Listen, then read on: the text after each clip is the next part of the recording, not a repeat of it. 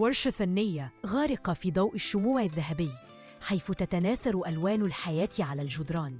وقف أمير يتأمل تحفة فنية لم يعلم أنها ستكون آخر لوحاته. كانت ياسمين تقف على بعد خطوات، لكن المسافة بين قلبيهما كانت شاسعة كالمحيط. ليلة صيفية حالمة، والهواء يحمل عذق الياسمين، والقلوب تحمل أسراراً لا تجرؤ على البوح. كانت تلمس الأقمشة الحريرية وهو يمسك الفرشاة بيد مرتجفة. كلاهما يعلم أن شيئاً ما على وشك أن يتغير. وبينما كانت تنحني لالتقاط قطعة قماش، سقط مشبك شعرها وتطايرت خصلاتها السوداء في الهواء. في تلك اللحظة لم يعد بإمكانه المقاومة. تقدم نحوها وأمسك بالمشمك، لكن يده لمست خصلات شعرها بحنان. دعني أساعدك، همس بصوت خافت كالنسيم. وقف خلفها وأخذ يضفر شعرها ببطء.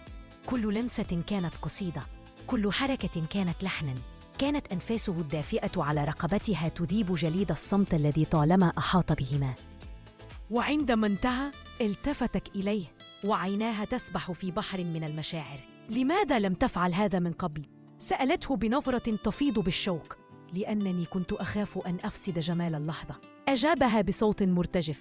ثم جاءت اللحظة التي غيرت كل شيء.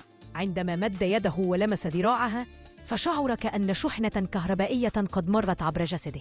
كانت بشرتها ناعمة كالحرير ودافئة كضوء الشمس في يوم شتائي. لم تتراجع، بل اقتربت منه أكثر ورفعت يديها لتمسح بوجهه. لطالما خفت من هذه اللحظة، همست. ولماذا الآن لا تخافين؟ سأل وهو يلف ذراعيه حول خصرها. لأنني اكتشفت أن الخوف من فقدانك أكبر من خوفي من حبك. رحلة المشي نحو غرفة النوم كانت كرحلة العمر.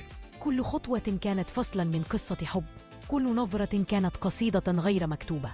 توقفوا عند الباب وتقاسموا نظرة فهمت دون كلمات.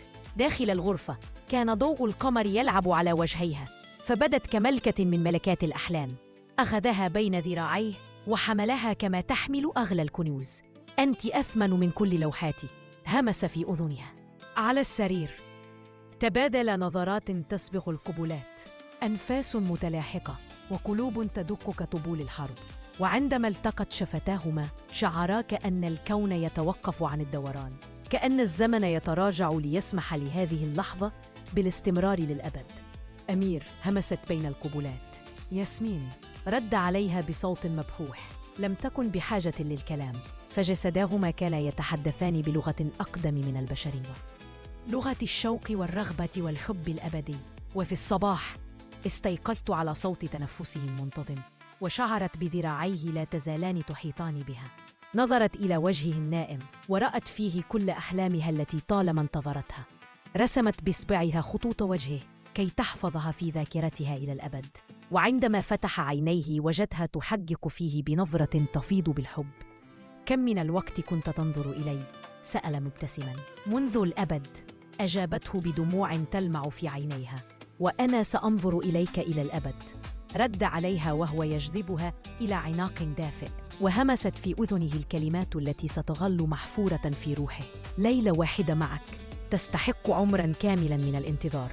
وهكذا في صباح اليوم التالي لم تكن ياسمين وأمير نفس الشخصين اللذين دخل الورشة البارحة. لقد ذابا وأصبحا كائناً واحداً، يحمل نفس القلب وينبض بنفس الروح.